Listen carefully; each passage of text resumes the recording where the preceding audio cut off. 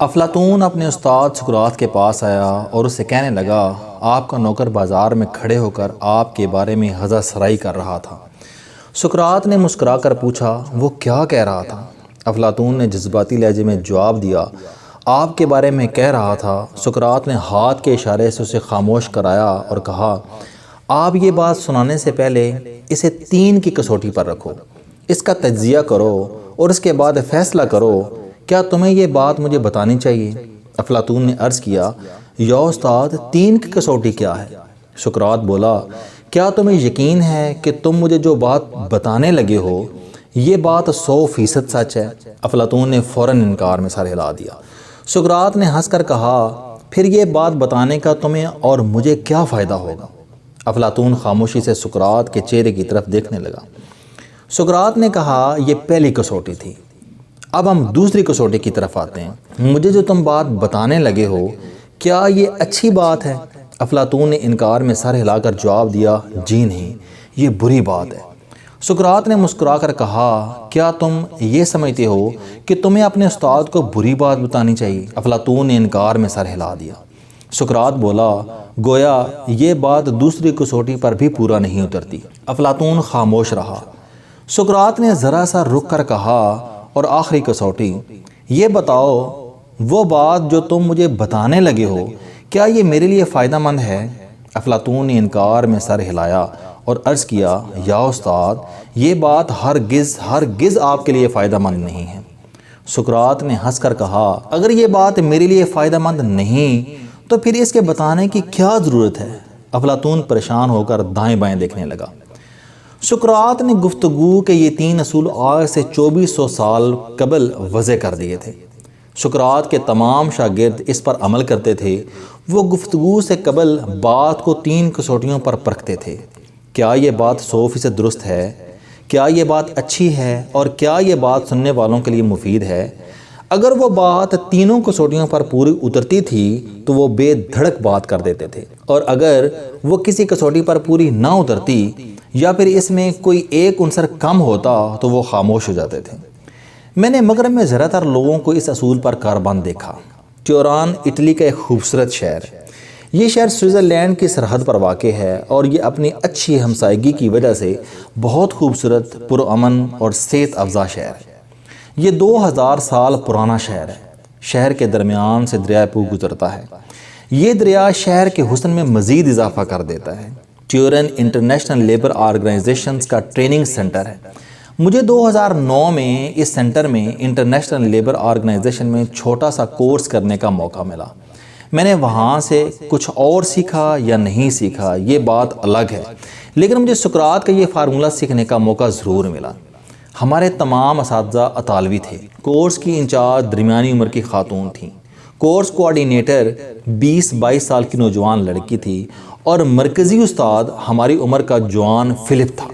یہ بے انتہا مستعد، ہمدرد اور ماہر لوگ تھے۔ میرے گروپ میں 8 لوگ تھے۔ ان میں مصر کی درمیانی عمر کی ایک خاتون بھی شامل تھیں۔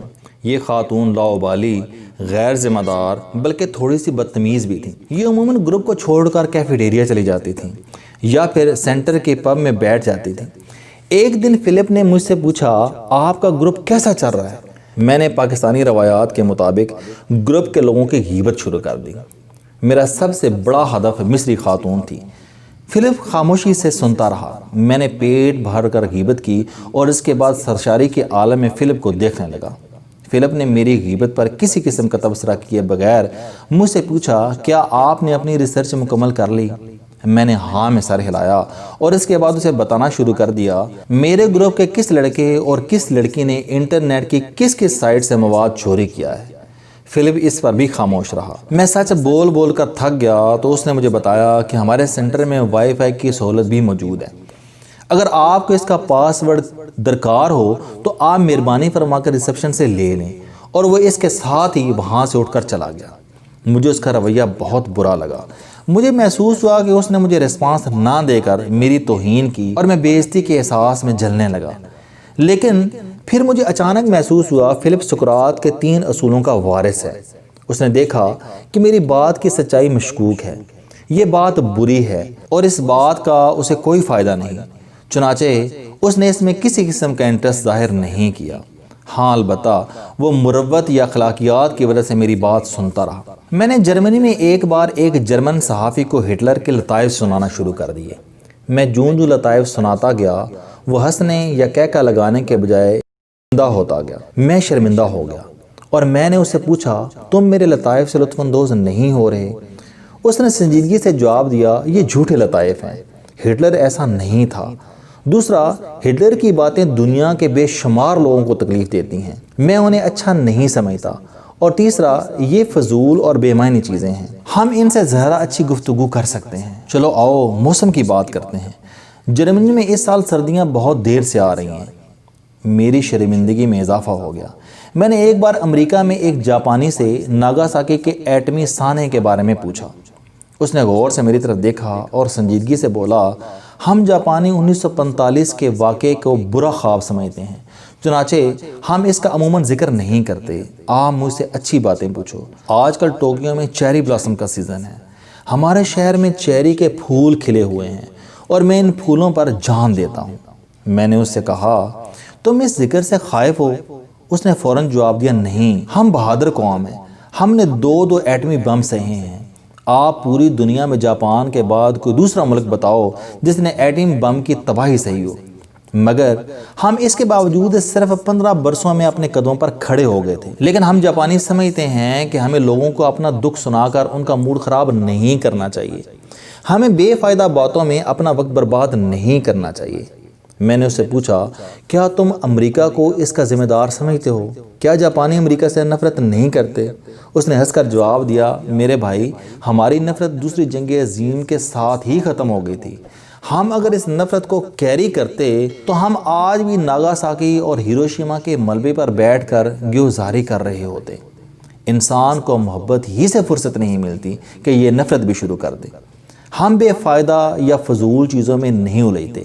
میری شرمندگی بڑھ گئی۔ یہ میری زندگی کے چند واقعات ہیں، جبکہ میں نے درجنوں مرتبہ یورپ، امریکہ اور مشرق بعید کے لوگوں کو سقراط کے تینوں اصولوں پر عمل کرتے دیکھا۔ یہ غیبت، چغل خوری اور منفی باتوں سے ہمیشہ پرہیز کرتے ہیں، جبکہ ہم میں یہ تینوں بری عادتیں موجود ہیں۔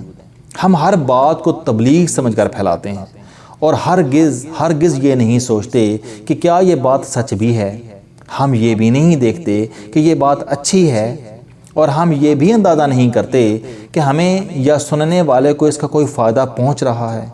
ہم بات کو کسوٹی کے تینوں اصولوں پر پرکھے بغیر اسے پھیلاتے چلے جاتے ہیں، اور ایک لمحے کے لیے بھی نہیں سوچتے کہ ہماری اس حرکت سے کتنے لوگوں کو تکلیف پہنچ رہی ہوگی۔ آپ کو یقین نہ آئے تو آپ آج کے SMS دیکھ لیجئے، آپ کو ہر دوسرا SMS جھوٹا، برا اور بے فائدہ ملے گا۔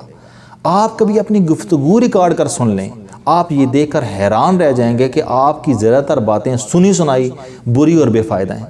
ان باتوں کے سننے والوں کو کوئی فائدہ نہیں ہوتا، ان سے ان کی پریشانی میں اضافہ ہوتا ہے، اور یہ باتیں خلاف حقیقت یا غلط بھی ہیں، اور ہمارے اس رویے نے پورے معاشرے کو بیمار کر رکھا ہے۔ ہم اگر بات کرتے ہوئے اس بات کو سقراط کے تینوں اصولوں پر پرکھ لیں تو ہمارے معاشرے کی انزائٹی میں 50% کمی آ سکتی ہے۔ ہم اور ہمارے ارد گرد موجود لوگ سکھی رہ سکتے ہیں، ورنہ دوسری صورت میں ہم بری باتوں کے کیچڑ میں دفن ہو جائیں گے اور بری خبروں کے چنگل میں بری خبر بن کر رہ جائیں گے۔